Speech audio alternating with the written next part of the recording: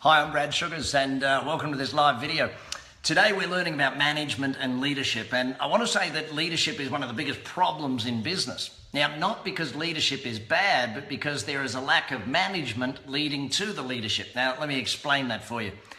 See, ultimately, leadership is something that everyone is studying. They've read the books, they've been to the seminars. If you go on Amazon or you go in any bookstore, there's a massive segment of books on leadership, but there's very few books on management.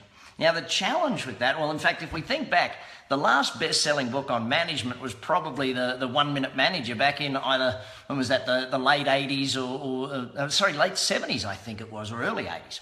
Now, if we take a look at why management has disappeared and how management, the lack of it and the leadership, well, actually first, let's define what the two of them are.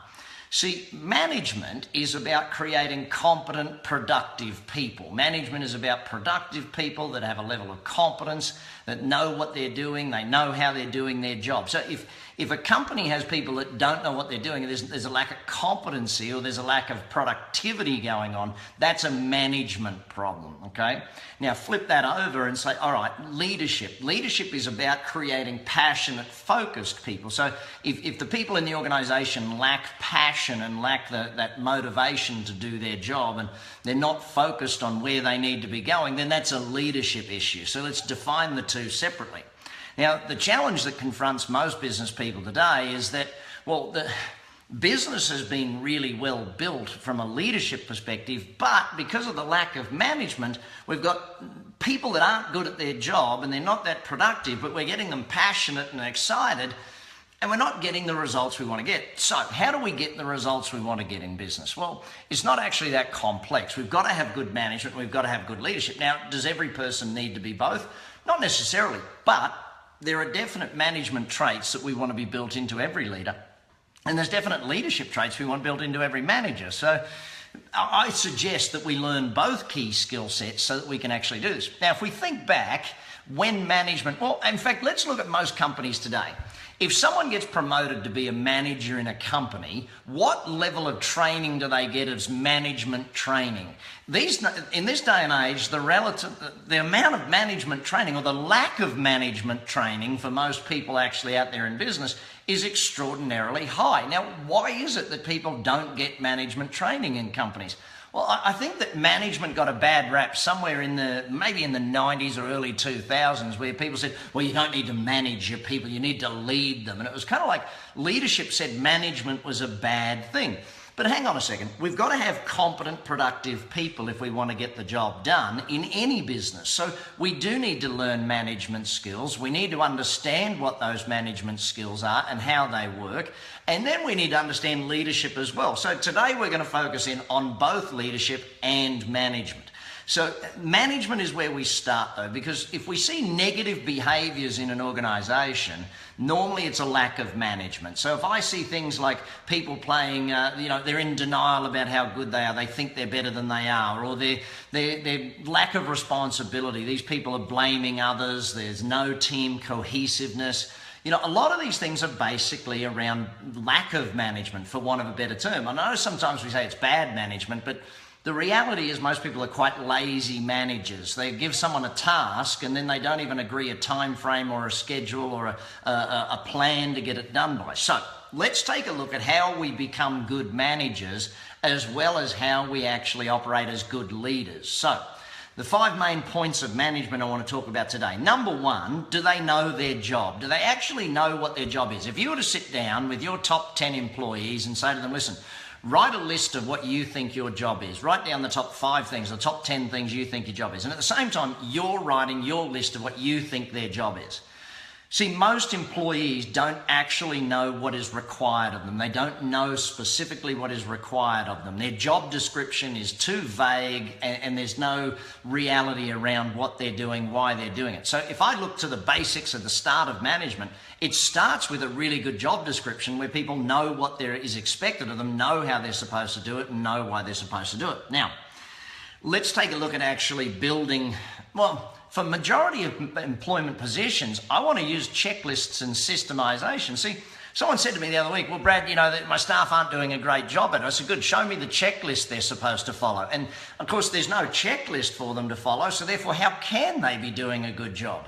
You know, give your people checklists, give them systems so that they can be competent at the job that they're doing and get actual results for you in the business. If you want good management, you need people to know what their job is, what they're expected to do, at what level they're expected to do it, like what is the performance standard of that job, the time frame it should be done in, and an agreed time. See, when you're a manager and you give someone a job and you don't agree a time frame of when they need to finish that job, that's just lazy management. And I know some people say, but Brad, that's like micromanaging. Yes, some employees need micromanaging until you've built their competence, until you've built their ability to do it. You won't have to do it forever, but this is part of the training or the coaching or the managing and mentoring of these people so that they actually become good at their job and productive at their job. So, firstly, make sure they know what their job is. Give them checklists, give them a great job description, agree what their job is, and do that. Secondly, and I believe this is something that every person in every business should do, whether you're the owner or the janitor. You should have a daily list at the end of every single day of what you've got to achieve the next day. If you want higher productivity out of your people, literally make sure before they leave the office, before they leave the warehouse, wherever they work, they've written a list of what needs to be done and what needs to be achieved tomorrow. If you're not doing that, your productivity is much lower. We've found about a 30% increase in productivity with employees once we start doing that. Now, as a manager, you can see that list. We get them to leave it on their desk or hang it on their locker or wherever it is on their clipboard. As a manager, you can take a look at that list. Now, the daily lists is one thing, and of course you want them to learn how to prioritize it, and you want them to learn how to make sure they put it in a time frame and they diarize it for the next day. But at least start with the list. Don't worry too much. I mean, think about it this way. The last time you went away for a period of time, whether it was a holiday, vacation, whatever it was, you made a list of what needed to be done before you went away. You got the list done, and hey, presto thing. Checklists, lists work very well as part of management, and if you want to manage people better, definitely have them knowing their job, but you also know what you're doing with them. Now, that daily list then becomes a weekly list. Now, why do we want that to become a weekly list? Well, very simply put, we're going to have 2 meetings with all of our employees. See, I want you to get away from being a reactive manager and start learning how to be a proactive manager. See, reactive management started with that whole open door policy. Oh, my door is always open. You can always come and ask me a question. So what ends up happening is they end up coming at any time of the day and asking you stupid little questions, and you give them an answer.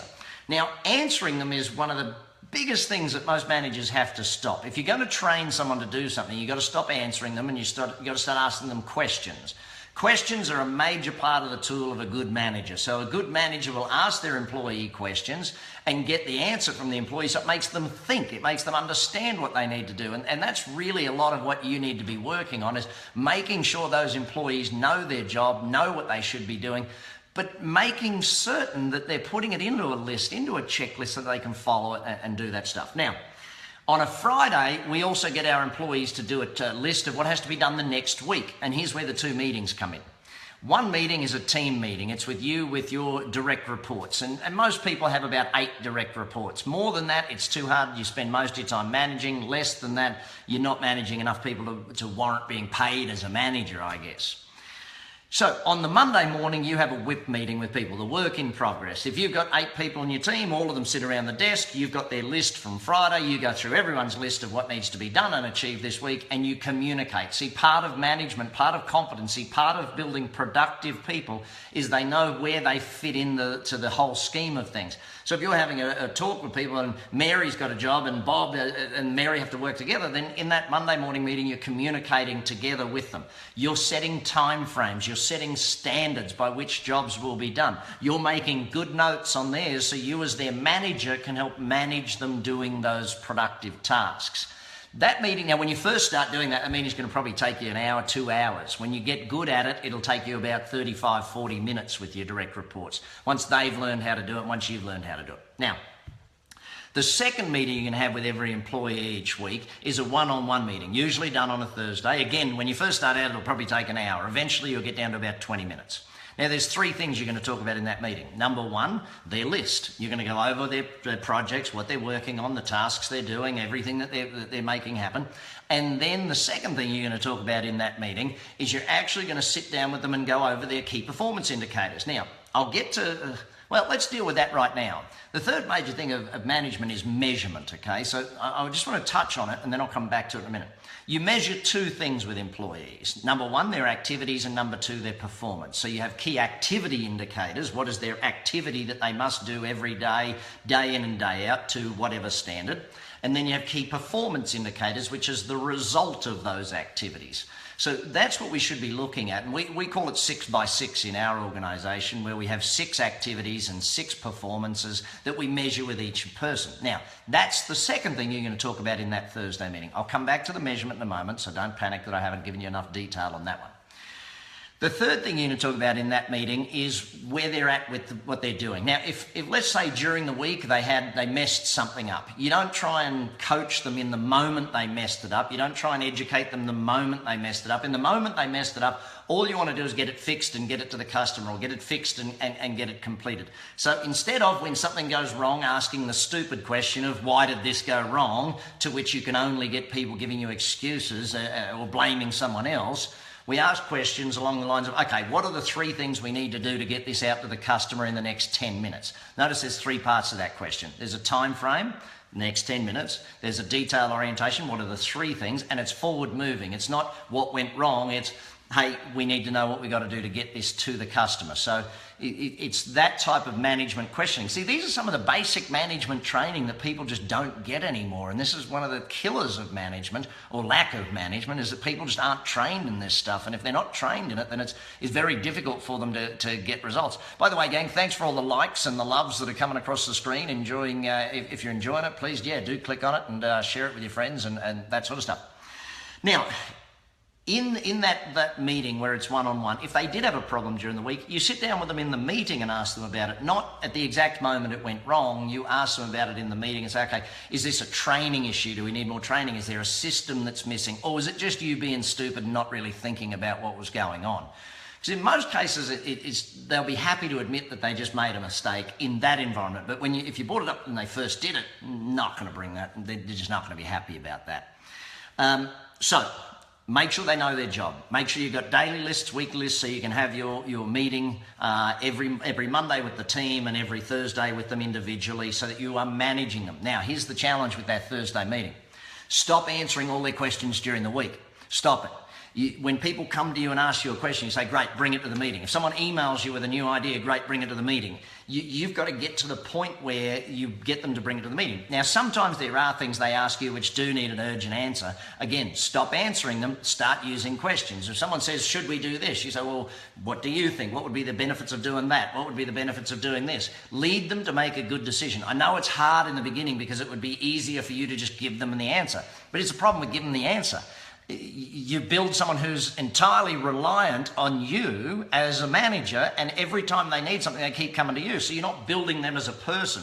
You've got to coach them and educate them by using questions so they become better at their job, not worse at their job. So make sure that's a part of what you do. Next thing we need to understand if we're going to get high performance, because remember, management is productive, competent people. Training.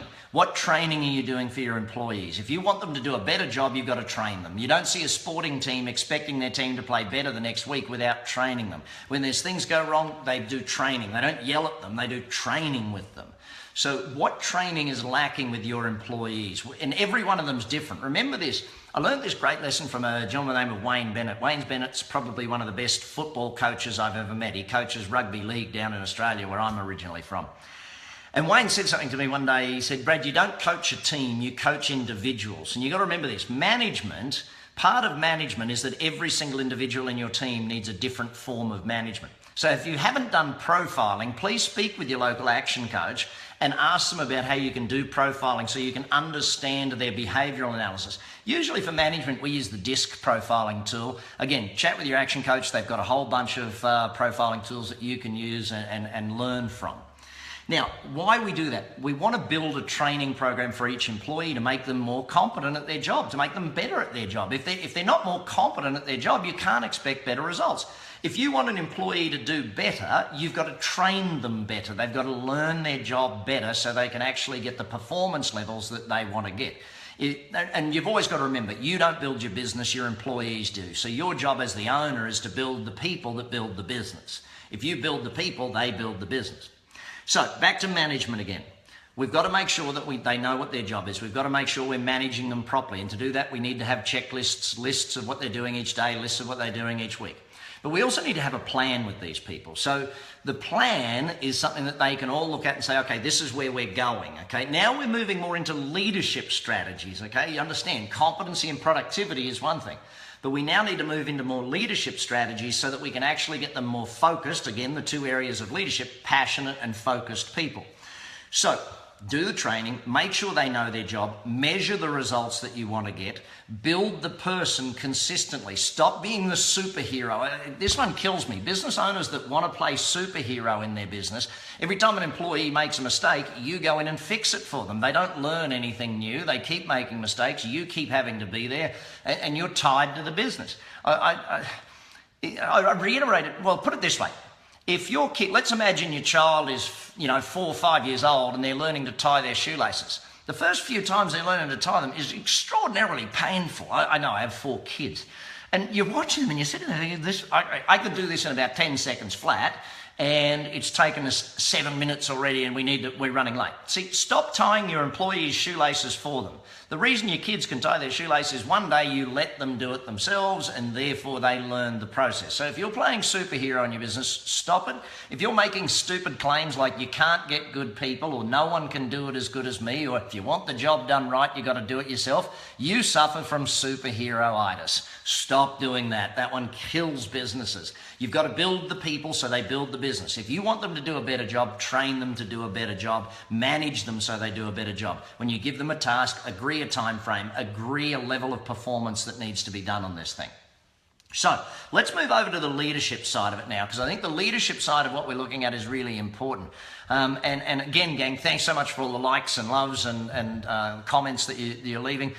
Really appreciate. If you can make a comment with what you're learning the most, I think that's probably a big thing. What is your biggest lesson out of this is probably one of the best comments you could leave to help everyone else with their learning, especially those who are joining us late on this. So let's take a look at leadership. Again, without management, we don't remove the negative behaviors. If you don't have management, negative behaviors creep in, lack of productivity, lack of competency creeps in, and therefore leadership doesn't work. No matter how good a leader you are, if you've got incompetent and non-productive people, you can't lead them to passion and focus. So, number one job of a leader, communication. Communicate, communicate, communicate. You've got to communicate to your team what's happening, when it's happening, how it's happening. You've got to always be in communication mode as the leader. Videos like what I'm doing here on live are phenomenal, what you can use with your employees. Make sure you're using them. Do a newsletter to your team, but communicate consistently and persistently with your team. That is the job of a leader. If you communicate more, they're focused on where they need to be. See, I mean, it's hard to keep looking down if someone's always pointing up. It's hard to keep them focused, though, if you don't communicate more regularly with your people about what it is and how it works. So, second thing, vision. Vision is very much a big part of, and if you're going to communicate about something, the vision or mission of the company, where you're going, the direction of the company. Now, let's just touch on vision for a second. If your vision of the company is purely how much money you're going to make, that is not a vision, my friends. That is, none of your employees get excited about you making an extra $1 million this year. The vision has to be something where everybody wins. It's got to be a common goal. It's got to be a core where everyone is part of it that wins. And that's like, to give you an example, at Action Coach, our vision is world abundance through business re-education. So who wins by that? Our employees win, our franchise partners win, our joint venture partners around the world win, our customers win, the community wins because we create more jobs, we add more value, the government wins, we create more tax revenues by helping it and create more employment. Everybody wins out of that vision of world abundance through business re-education. Now, yours doesn't have to be that massive if you don't want it to be, but the best vision I can give people to start with is a very simple one of to be the best whatever your business is. So let's imagine you're a garden designer, to be the very best garden designer in Las Vegas. That's here where I live. So if that could be yours. So interpret be the very best, put your business in there, and put the area in there. And that's a great vision to start with if you're struggling with a vision for your business. So communicate the vision. Next, communicate the culture. Now, if you haven't documented a culture, jump on my website, actioncoach.com, and take a look at our 14 points of culture. Zappos, another great example of a company with a really good core culture, or they call it their values, the 5 values. So learn from these companies and put together a written, documented culture. And if you're struggling with that, please chat with your action coach, make sure they help you through that, because it's a very big part of what we do, making sure that the direction, if you don't have a vision and a mission and a culture statement, it's very difficult to hire great people. It's very difficult to keep great people. It's hard to decide on who is a great person, because if you're only deciding on employing people based on skill set, then you're really going to struggle with where you're moving to in the future. Don't just employ on skill set. Make sure you employ on passion, on heart, on motivation. You know, what are they excited by what you're doing and where you're going? Next major part of, well, let's just jump straight to number 4. Recruiting is a major job of leaders. A leader's one of the biggest things they have to do is build people and hire great people. If you're a great recruiter of good people, then that's a great leadership trait. Hiring the best of the best people, finding great people, recruiting them, keep doing that as part of a leader's job in any organization. Setting the goals. Again, with the vision and mission, you've got to break it down to goals. Communicate the goals. What are the goals? Where are they? The management is measuring it, but the leader has to set the direction and give people the focus of where we're going and what we're aiming to do with that. Recognition. Probably the final major point for a leader is that of recognition. Now, I see all these books where they say you've got to recognize in public. You know, you don't need to give out employee of the week stuff. All you need to do is send a text message to one of your team, say, hey, great job today. Really impressed by what you did in the job for the Smith job, whatever it is. But a text, an email, a phone call, a handwritten note even, just a simple one. Twice a day, every day, communicate recognition to someone in your organization. It could be a customer, it could be a supplier, but definitely your team members need that recognition. Too many companies, when I go into them, say something along the lines of, well, if I ask the employees, do you hear from your boss more when you do something right or when you do something wrong? Majority of the time, they hear from their boss when they're doing something wrong. Make sure your employees, your teammates, hear from you when they're doing something right more often than when they're doing something wrong. Great book on that, Whale Done, a simple book on management and leadership based on how they train killer whales. Very, very important stuff. So, management, get it right. Make sure you got competent, productive employees. Leadership, passionate, focused employees. Give them something to be passionate about, a vision, a goal, a destination, where you're going. Give them focus by giving them that goal and knowing where they're going. Communicate so that they understand what's going on. And inspire them to be more, to do more, and to have more ability in the organization. Remember, great people build your company for you. The quality and caliber of your people comes down to the quality and caliber of your management and your leadership. If you can't get good people, you're correct. You've got to build good people. And to build good people, you've got to be a great manager. You've got to be a great leader. So hopefully you've enjoyed today's topic. If you have, please share it with your friends. Make sure everybody gets to know this stuff so that we can build better businesses out there. If you're not yet working with an action coach, jump on actioncoach.com, chat with some of our team. There's a simple way on there. We'll pair you with the best coach for you. But also get on there and learn. There's a whole bunch of videos, a whole bunch of learning. Here on Facebook as well, I've got a whole bunch of videos that you can learn from. So if you enjoy it, drop a review, 5-star reviews, we love them. But thanks for being with us today. Hope you enjoyed it and look forward to better management and better leadership. Bye for now.